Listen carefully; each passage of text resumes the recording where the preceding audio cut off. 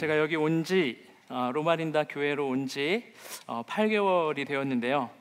이렇게 아무 일도 없는 날, 행사가 아닌 날 여러분들과 같이 설교 예배에 참여하는 게 처음입니다. 근데 너무 좋네요. 너무 좋습니다. 오케스트라의 찬양도 너무 좋고요. 오늘 내 평생 살아온 길 주의 은혜라 이렇게 찬양대에 찬양해 주셨는데 제가 오늘 올라오기가 싫었습니다. 너무 은혜로운 찬양 감사하고 또 그 찬양을 우리 마음속에 감동으로 느끼게 해주신 하나님께 감사를 드립니다.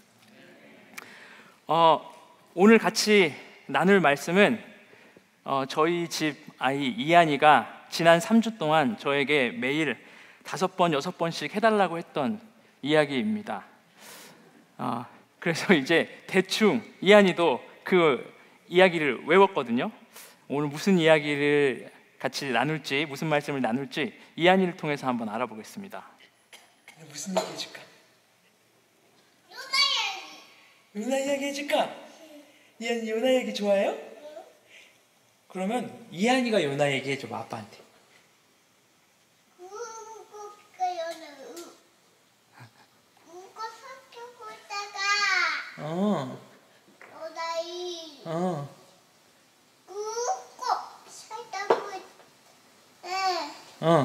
여기 요나가 물고기 요나의 우에 뱉었거든.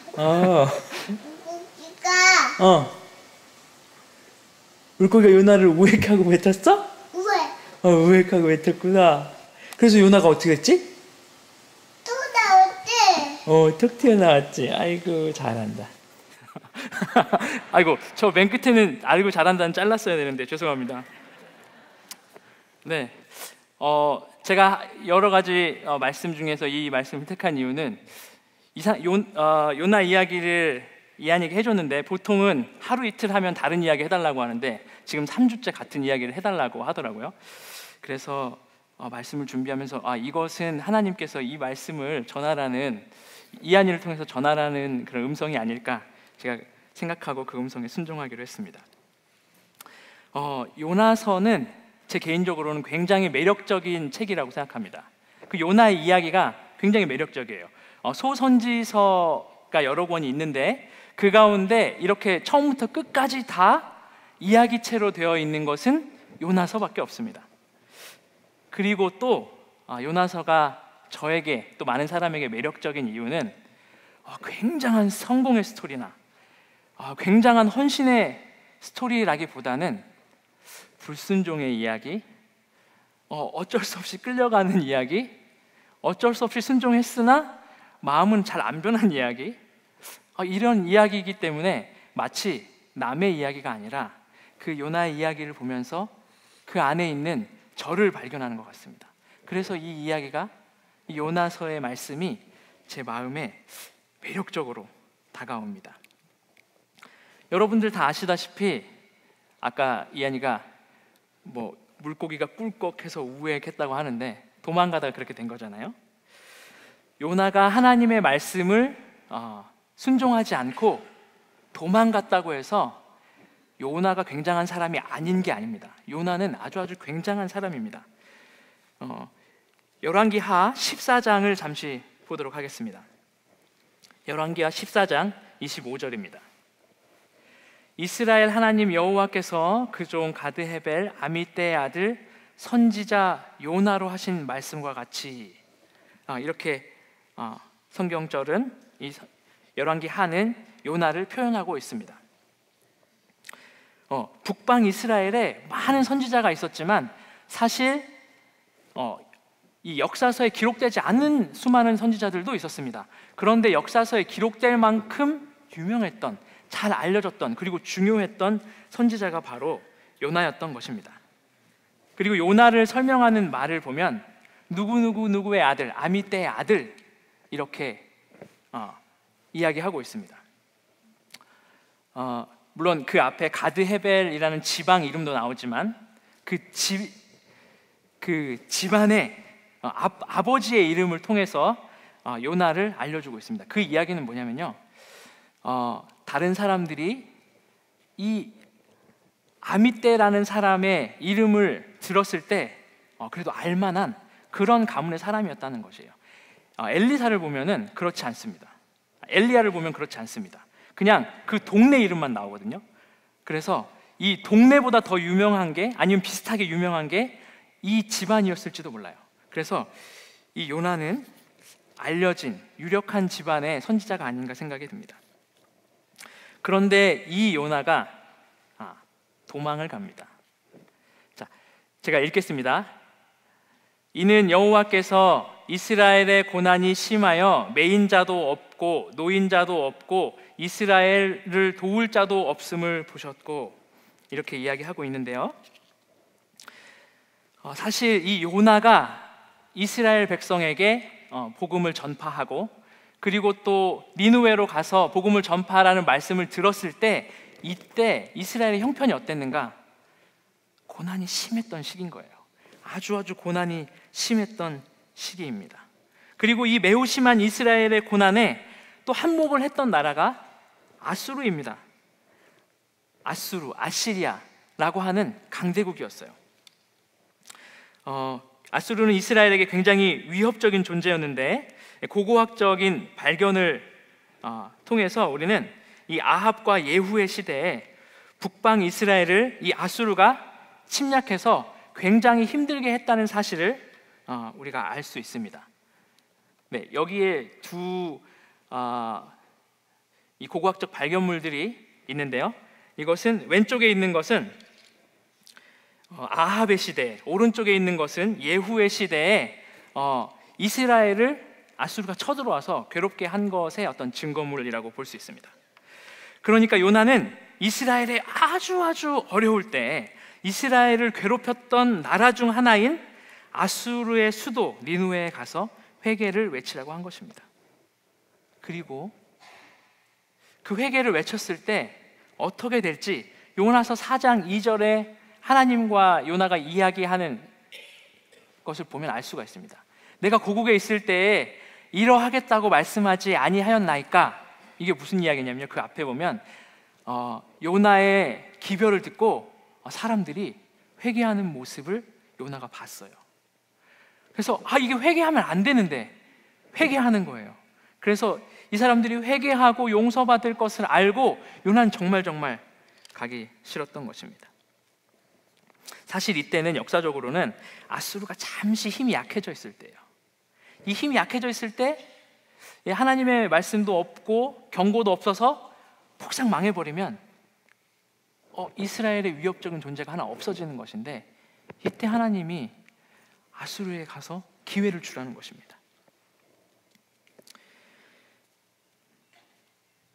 이렇게 아수르가 회개하고 다시 강해지면 다시 이스라엘의 위협과 고통이 될 것이고, 그러면 자신이 이스라엘에 예언했던 이스라엘 지경을 회복할 것이다 라는 예언이 이루어지지 않을 수도, 혹은 이루어졌다 해도 아주 짧은 순간밖에 되지 않을 것을 이 요나가 알았기 때문에 정말 가기 싫었던 것입니다.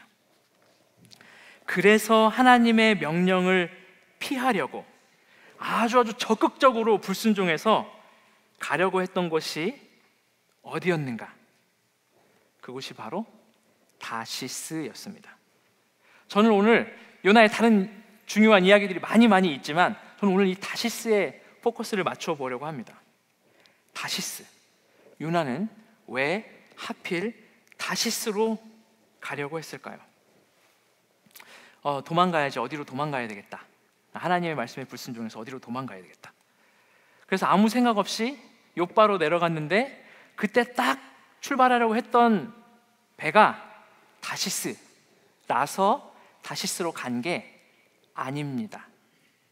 그것이 아닙니다. 성경절을 요나서 1장을 띄워주시겠습니까?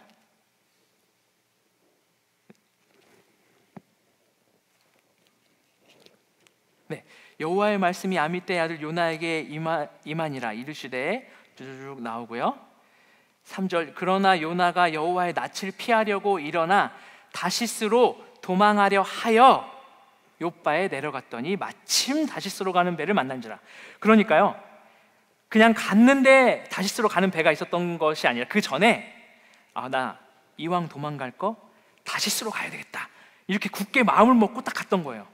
그런데 이게 하나님의 인도하심인지 다른 무엇의 인도하심인지 마음을 굳게 먹고 갔는데 딱 다시스로 가는 배가 있었던 것입니다. 왜 하필 요나는 다른 곳으로 도망갈 때 다시스를 생각했을까요? 왜 거기로 행선지를 정했을까요? 성경에 나타난 다시스를 좀 이렇게 리뷰를 해보면 그 이유를 조금 알 수가 있습니다. 열왕기상 10장 21절 22절 말씀입니다. 자, 이스라엘 하나님 여호와께서 넘겨주시고요. 자, 3개의 성경절이 나온 것입니다. 다음으로 넘겨주시면 감사하겠습니다. 자, 제가 읽겠습니다. 솔로몬 왕의 마시는 그릇은 다 금이요 레바논 나무 궁의 그릇들도 다 정금이라. 은 기물이 없으니 솔로몬의 시대에 은을 귀히 여기지 아니함은 22절 왕이 바다에 다시스 배를 두어 하람의 배와 함께 있게 하고 그 다시스 배로 3년에 1차씩 금과 은과 상아와 잔나비와 공작을 실어 왔습니다. 금, 은, 상아 다 아시고 잔나비도 아시죠? 제가 잔나비띠거든요. 잔나비도 아시고 공작도. 이 이스라엘 가나안 땅에서 잘 보기 힘든 수많은 휘황찬란한 것들이 오는 곳이 바로 다시스였습니다. 이사야 60장 9절 중간에 있는 성경절입니다. 그 섬들이 나를 앙망하고 다시스의 배들이 먼저 이르되 원방 먼 곳에서 내 자손과 그 은금을 아울러 싣고 와서. 다시스가 뭔가 휘황찬란한 곳이 있는 곳이었어요. 에스겔 17장에도 마찬가지입니다. 다시스는 각종 보화가 풍부함으로 너와 통상하였으며. 이 성경에 나온 다시스는 뭔가 휘황찬란하고 흔히 볼 수 없었던 귀한 것들이 굉장히 많은 곳이었습니다. 그렇게 표현되어 있어요. 그래서 그 당시 이스라엘 사람들이 다시스 하면 떠오르는 어떤 이미지가 있었던 것입니다. 그 이미지가 찢어지게 가난하게 이런 게 아니고 이스라엘에 없던 수많은 좋은 것들이 오는 곳, 그런 곳이 바로 이스라엘 백성들에게, 그러므로 이 요나에게도 그런 이미지가 있는 곳이 바로 다시스였던 것입니다. 진귀한 것들이 오는 곳, 풍요로운 곳, 미지의 세계. 근데 또 멀어요. 그래서 더 환상을 가질 수 있는 곳, 그곳이 바로 다시스였던 것입니다. 지도를 한번 보면 다시스가, 사실 정확한 다시스의 위치는 우리가 알 수가 없습니다. 근데 여러 학자들이 말하기를 그 스페인이 있는 그쪽, 타르시스라고 되어 있는 그쪽 2,500마일이 떨어진, 욥바에서 2,500마일이 떨어진 그곳이 아마 다시스가 아니었는가라고 이렇게 학자들이 이야기를 많이 합니다. 멀고 먼 미지의 세계. 그래서 사실 실제로 가본 것도 가본 사람도 많이 없지만 소문은 정말 무성한 곳, 그곳이 바로 다시스였습니다. 이 셈족의 언어와 문화를 연구했던 학자 고든이라는 학자가 있는데요. 그 학자에 따르면 다시스를 이렇게 정의했습니다. 다음 슬라이드입니다. 다시스는 멀리 떨어져 있고 때로는 이상적인 어떤 곳, 그런 항구, 이 사람들에게, 이스라엘 백성들에게 다시스는 그곳이었다는 것입니다. 그리고 그 골든이 말하기를 이 대중이 상상하는 내가 가기엔 좀 멀지만 그곳 어딘가에 있는 머나먼 낙원 같은 곳이 바로 다시스였다. 그런 연구가 있습니다. 이렇게 멀고 먼 환상의 나라, 부유하고 없는 곳이 없는 곳, 마치 우리에게는 엘도라도와 같은 곳이 바로 다시스였습니다. 그래서 그 먼 곳으로 갈 때 요나가 뱃값도 내고 가거든요. 상당한 뱃값을 치르고 아마 다시스에 가는 배를 탔을 것입니다. 그런데 이 요나의 결정이 다시 말해서 니누에로 가지 않았을 뿐만 아니라 다시스를 행선지로 정했던 요나의 결정이 사실은 어딘가에서 많이 본 결정 같지 않습니까? 이곳으로 가면 뭔가 좋은 것이 있을 거야. 이곳에 가면 지금의 내 생활보다 더 나은 생활을 살 수 있을 거야. 내 형편보다 더 나아질 거야. 저곳에 가면 아마 그럴 거야 하고 유익이 있지 않을까 하고 우리는 그동안 수많은 결정들을 내리지 않았습니까? 요나가 했던 결정을 수많은 횟수 동안 하면서 결국 다다른 곳이 혹시 여러분들이 지금 계신 이곳은 아닙니까? 요나의 이름의 뜻은 비둘기라고 합니다. 만약에 요나가 실제로도 그 이름과 같은 성격을 가졌다면 아마 요나는 순한 사람이었을 것입니다. 왜 있지 않습니까? 굉장히 평소 때 굉장히 순한데 한번 이렇게 마음에 딱 뒤틀리면 절대로 고집을 꺾지 않는, 저희 와이프가 저에게 하는 말입니다. 네. 순한데 한번 고집을 피우면 절대 꺾지 않는 그런 사람이 아마 요나였을지도 모릅니다. 요나가 막 풍랑이 일었을 때 뭐라고 해요? 나를 바다에 던지시오 이렇게 이야기하잖아요. 어떻게 해석하면 나는 바다에 빠져 죽을지언정 절대로 하나님이 가라고 한 곳으로 니누에로 안 갈 거예요 라고도 해석할 수 있습니다. 이렇게 순딩한 사람들도 계속 순종할 것 같은 사람들도 다 마음에 다시스를 두고 다시스를 그리면서 때로 여호와의 말씀에 등을 돌리고 다시스로 찾아갑니다. 그리고 그것이 사실 우리네 인생이고 그것이 수많은 시간 반복된 우리의 결정일지도 모릅니다. 저는 여기 이제 미국에 온 지 6년 정도 됐는데요. 제가 여러 친구들하고 젊은 친구들하고 이야기하다가 깜짝 놀란 부분이 하나 있습니다. 이민 2세대나 아니면은 어렸을 때 온 1.5세대나 이 한국을 TV로 보고 배운 친구들은 한국에 대한 로망이 있어요. 한국. 그리고 한번 이렇게 여행 가보면 한국이 사실 어떻습니까? 휘황찬란하잖아요. 막 어딜 가도 다 도시고 막 먹을 것도 많고 밤에 나가도 위험하지도 않고 막 그 로망이 있어요. 그리고 그 로망을 가지고 막 한국에 가고 싶어요. 물론 결과는 한국에 갔다가 실망하는 친구들이 많이 있죠. 솔롱고스라는 말이 있습니다. 솔롱고스. 솔롱고스가 뭐냐면 몽골어로 무지개의 나라, 무지개가 뜨는 나라라는 뜻입니다. 몽골 사람들이 이 솔롱고스라고 부르는 그곳은 어딘지 아십니까? 바로 한국입니다. 한국을 무지개가 뜨는 나라. 가기 전까지 그런 생각을 합니다. 근데 가보면 무지개가 보여요, 안 보여요? 미세먼지 때문에 무지개가 떠도 보이지도 않습니다, 요즘에는. 여기서 자란 청년들이 한국을 그렇게 생각하고 몽골 사람들이 한국을 그렇게 생각하고 요즘에 아시아 사람들이 다 한국을 그런 곳으로 생각하고 있지만 제가 6년 이렇게 떠나온 동안 한국에 천지개벽하는 일이 있지 않았던 이상 한국은 그런 곳이 아닌 걸 제가 확신하고 있습니다. 그리고 수많은 사람들이 이 미국이 다시 쓰인 줄 알고 오려고 합니다. 지금 어린이부에서 저를 찾네요. 지금 찾으면 안 되는데. 수많은 사람들이 미국이 다시 쓴 줄 알고 오려고 해요. 목숨도 걸어요. 근데 여기 미국에 오래 사신 분들, 미국이 그 환상의 나라입니까? 네. 아니요, 목소리가 작은 거 보니까 여러분들 환상을 좀 이루셨나 봐요. 미국에 와서 불편한 게 꽤 있더라고요. 네, 밤에는 밖에 못 나가는 게 처음엔 얼마나 답답했는지 모릅니다. 처음에 여기 왔을 때 차 없이 살았거든요. 우와, 버스 한 시간에 한 대 돌아다니고 2시간에 한 대 돌아다니고 할 때 제가 엄청나게 불편함을 느꼈습니다. 그리고 휴일에는 버스가 없다는 사실을 모르고 하염없이 버스를 기다렸던 제 모습을 생각해 보면 아, 정말 이 미국이 살만한 동네인가? 그런 생각을 했었던 적도 있습니다.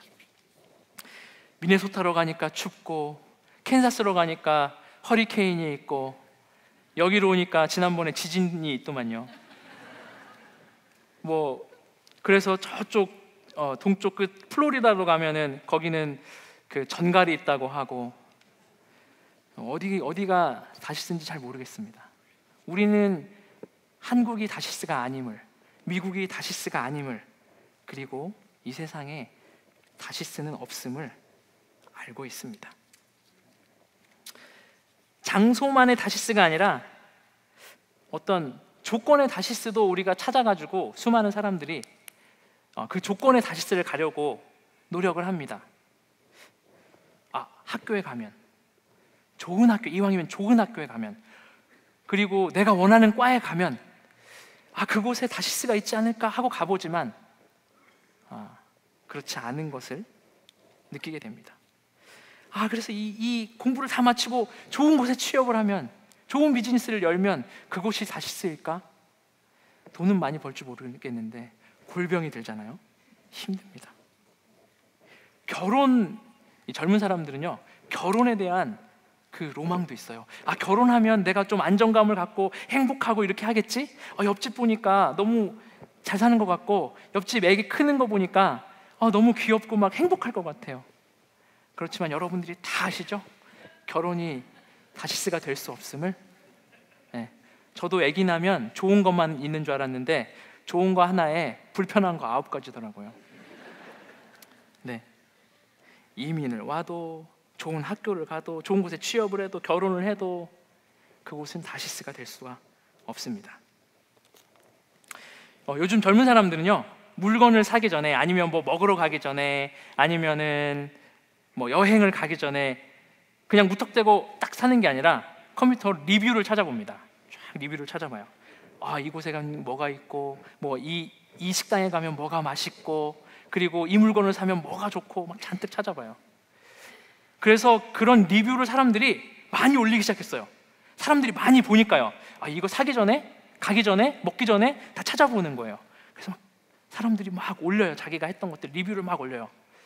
근데 그 사이트에 사람들이 많이 몰리니까 이게 돈이 되는 거예요. 사람들이 많이 오니까. 그래서 이 파워 블로거라는 사람들이 등장합니다. 그리고 돈을 받고 리뷰를 써주기 시작해요. 근데 이 대중이 굉장히 똑똑해요, 요즘엔요. 그래서 뭔가 이상하다 싶으면 그 밑에 댓글이 달립니다. 이거 협찬 아니에요? 이거 돈 받고 쓴 거 아니에요? 이렇게 해요. 그래서 요즘의 블로거들은 뭐라고 하냐면요, 맨 위에 그렇게 씁니다. 이 리뷰는 제가 돈 내고 가서 먹은 거예요. 이 리뷰는 제가 돈 내고 사서 써본 거예요. 그리고 이 리뷰는 제가 돈 내고 가본 곳을 쓴 거예요. 이렇게 시작해요. 그거 없으면 리뷰 잘 안 보려고 해요. 그런데도 사람들이 의심해요. 그 리뷰 보고 샀는데 별게 없어요. 그 리뷰 보고 그 풍문을 듣고 가봤는데 별게 없어요. 그 사진에 보던 거기가 다예요. 사진 뒤는 너무 지저분하고 더러워요. 맛있는 음식이 있다고 해서 가서 먹었는데 그 사람 입맛에 맞는 음식이고 나한테는 잘 안 맞아요. 그런 것들을 사람들이 많이 겪어보니까 이제는 그 리뷰도 잘 안 봅니다. 마치 이렇게 헛된 리뷰, 거짓된 리뷰처럼 이 다시스에 관한 풍문, 다시스를 향한 우리의 로망, 우리의 바램은 사실은 헛된 것입니다. 그래서 이 그리스도인들의 여정은 사실은 다시스로, 환상의 나라 다시스로 향한 그런 여정이 아니라 작은 곳에서 하루하루 소박한 일에 충성하고, 또 때로는 요나처럼 어떤 주신 사명을 향해서 가는 것이, 그것이 우리 그리스도인이 가져야 할 삶이 아닌가 생각해 보게 됩니다. 때로 저도 그런 것들이 생각이 나는데, 때로 우리가 다시스로 가는 배를 타고 다시스로 막 가려고 노력할 때 때로 풍랑을 만나는 경우도 있습니다. 다른 게 아니라 다시스로 가려고 하는 배 타고 풍랑을 만나는 경험을 합니다. 그렇게 우리가 다시스를 향해서 갈 때 혹시 풍랑을 만나면, 바람에 막히면, 폭풍으로 막히면, 하나님께서 다시스로 향하는 나를 폭풍으로 붙잡으시는구나, 고난으로 붙잡으시는구나, 힘듦으로 붙잡으시는구나 라고 생각하시면서 요나가 물고기 뱃속에서 드렸던 감사의 기도, 그리고 회개의 기도 드리시는 우리 교우님들이 되셨으면, 그리고 제가 되었으면 좋겠습니다. 말씀이 맞춰가는 이때쯤 저는 이 질문 하나를 드리고 싶습니다. 우리의 상급은 정말 하늘에 있습니까? 우리는 이 세상의 기쁨을 정말로 배설물로 여기고 있습니까? 혹시 우리가 탄 배는 끊임없이 다시스를 향해서 가고 있진 않습니까? 하나님이 명령하시고 인도하시는 니느웨로 가기에는 너무나도 두렵게 생각은 하고 있지 않으십니까? 요나처럼 여러 가지 이해가 될 만한 이유들로, 여러 가지 저긴 우리의 원수야, 뭐 이런 여러 가지 이해가 될 만한 그런 이유들로 니느웨를 외면하고 계시진 않습니까? 마지막으로 빌립보서 3장 8절에 지금 제가 빨간색으로 하이라이트를 쳐놓은 이 말씀을 같이 읽으면서 오늘의 말씀을 마치고자 합니다. 내가 같이 읽어볼까요? 시작. 내가 그를 위하여 모든 것을 잃어버리고 배설물로 여김은 그리스도를 얻고 그 안에서 발견되려 함이니, 다시스에서 발견되는 것이 아니라 그리스도 안에서 발견되는 것이 우리의 삶의 목표이고 행복인 로마린다 교회 교우님들, 그리고 제가 되기를 간절히 바랍니다.